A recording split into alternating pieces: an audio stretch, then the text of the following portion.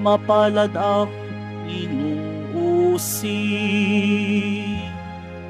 sa gawang puspos ng bait, pagkat may kakamting langit.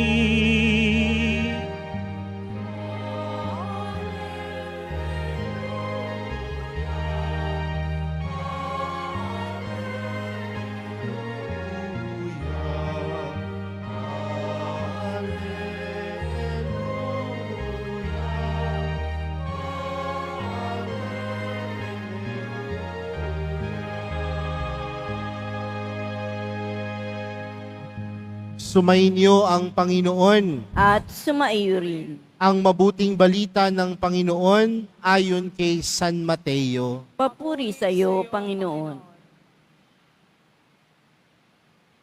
Noong panahong iyon, sinabi ni Jesus sa kanyang mga alagad, "Kung ibig nino mang sumunod sa akin, limutin niya ang ukol sa kanyang sarili, pasanin ang kanyang krus at sumunod sa akin.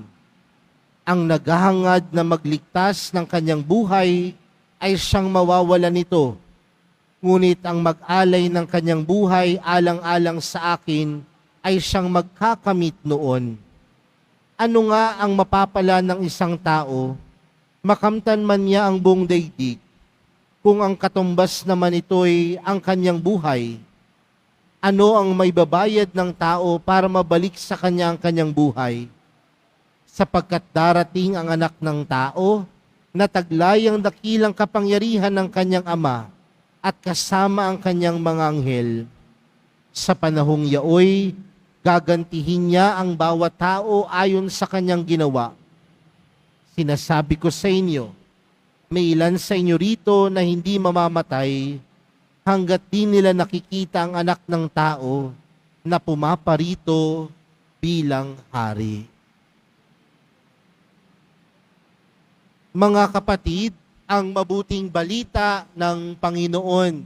Pinupuri ka namin, Panginoong Hesukristo. Magsiupo muna ang lahat. Magandang gabi po sa inyong lahat. Pakibati nga ang katabi ng magandang gabi. Tayo pong lahat ay nagkakatipon sa araw na ito sa pagdiriwang ng banal na Eukaristiya at ngayon po ay araw ng Biyernes, araw na tayong lahat ay nagbibigay papuri, pasasalamat sa ating mahal na pong Jesus Nazareno. Kaya bigyan po natin ng malakas na palakpak at papasalamat ang ating pong mahal na pong Jesus Nazareno. Isang bagay po marahil ang hindi natin matatanggi pagdating sa kakayanan ng Diyos na kumilos sa ating buhay. At ano po yun? Na ang Diyos kailanman tapat sa kanyang pangako. At ano ang pangako sa atin ng Diyos? Na siya ay ating magiging Diyos at tayo ang kanyang bayan. At kung tayo ay kanyang bayan, ang pahiwatig lagi sa atin ng Diyos, tayo ay hindi niya iiwan, tayo ay hindi niya pababayaan. Kaya kung meron mang isang bagay na gusto kong maalala po ninyo, ngayong gabi na ito, tandaan po ninyo, kahit anumang pagsubok ng buhay, kahit anumang unos ang iyong hinaharap, kahit anumang problema ang iyong dinaranas sa mga oras na ito, ang pangako ng Diyos na siya ay laging kapiling natin. At ang Diyos laging tapat sa kanyang pangako. Pero mga kapatid, ang katapatan ng Diyos ay laging nandiyan. Ang katapatan ng Diyos kailanman hindi kinakalimutan ng Diyos. Ang tanong, yung katapatan ba natin sa Diyos, ginagawa natin? Yung katapatan ba natin sa mahal na pong Jesus Nazareno, pinangangatawanan natin? Kasi kung ang katapatan ng Diyos hindi mamawaliw, hindi mawawala, tayo po, tayong mga mananampalataya, tayong sumusunod sa Panginoon, di ba lagi naman tayong nangangako sa Kanya? Taon-taon tayo ay nangangako ng ating mga pangako nung tayo'y bininyagan. Marahil taon-taon, pagsimula ng bagong taon, ang dami-dami nating pangako.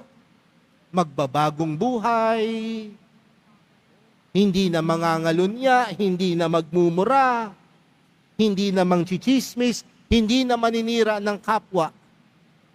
Ito'y mga halimbawa po ng ating mga pangako.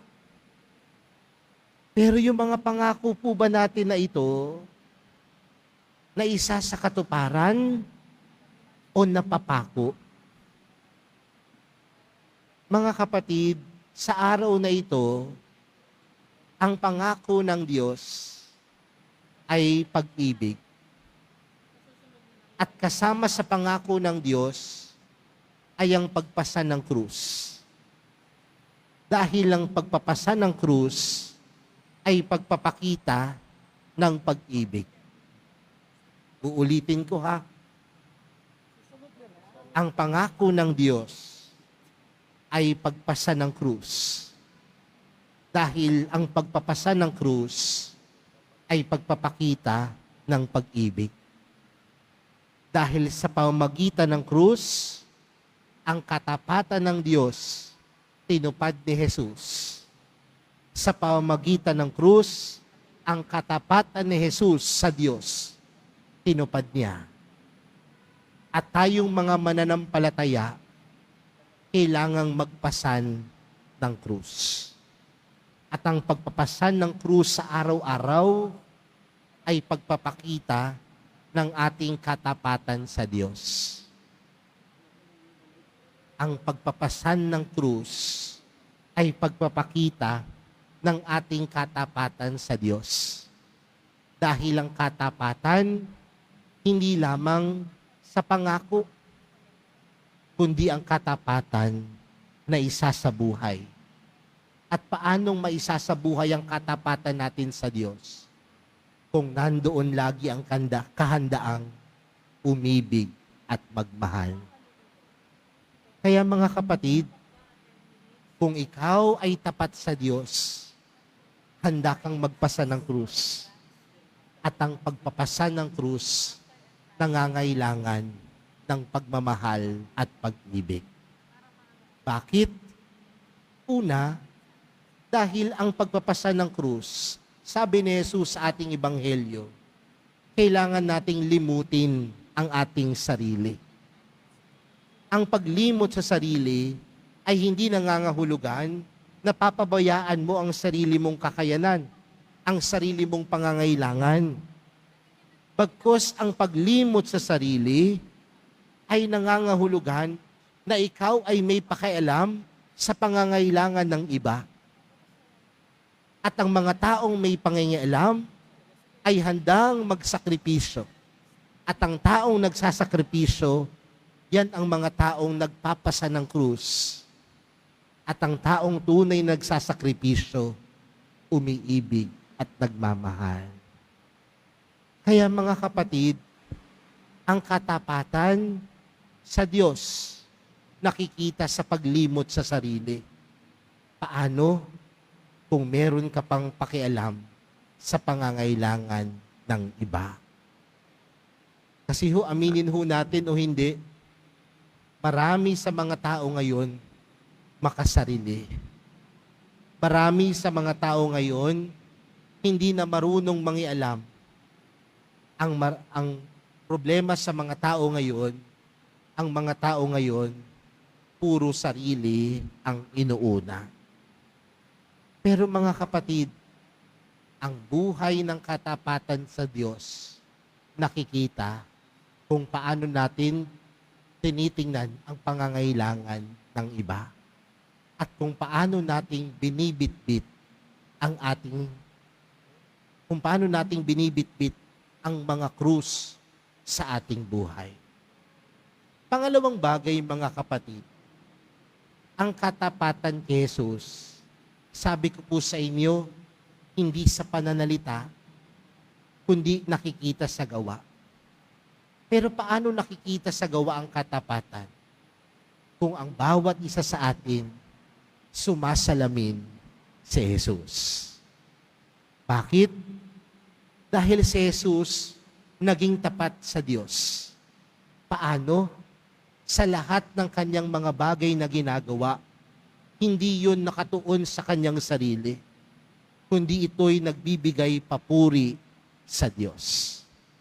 Kaya ang hamon sa atin mga kapatid, kung tayo ay tapat sa Diyos, tingnan natin, yung mga bagay ba na ginagawa natin, nagbibigay papuri sa Diyos. Baka sabihin ng ilan, Father, nagtitinda po ako. Yun po ang trabaho ko. Pero kung ikaw ay nagtitinda ng marangal, tama, yun ay pagbibigay papuri sa Diyos. Kung ikaw ay isang nanay at ibinibigay mo ang lahat ng bagay para sa iyong pamilya, para sa iyong mga mahal sa buhay, yun ay nagbibigay papuri sa Diyos. Kung ang lahat ng bagay na ginagawa natin, nagbibigay papuri sa Diyos, tunay tayong nagiging tapat sa ating pangako sa Diyos. Ano man ang estado ng buhay, ano man ang mga bagay na ginagawa natin, gawin natin ito ng may katapatan. Gawin natin ito ng laging nagbibigay papuri sa Diyos. At sa mga oras na iyon, tayo ay nagiging tapat. Kaya mga kapatid, sa araw na ito, pinapaalala sa atin, tapat ang Diyos. Tapat ang kanyang pangako. At anong pangako ng Diyos? Hindi kanya pababayaan. Sasamahan kanya anumang pagsubok, anumang hirap. At kung tapat ang Diyos sa atin, nawa maging tapat tayo sa Diyos sa ating mga pangako.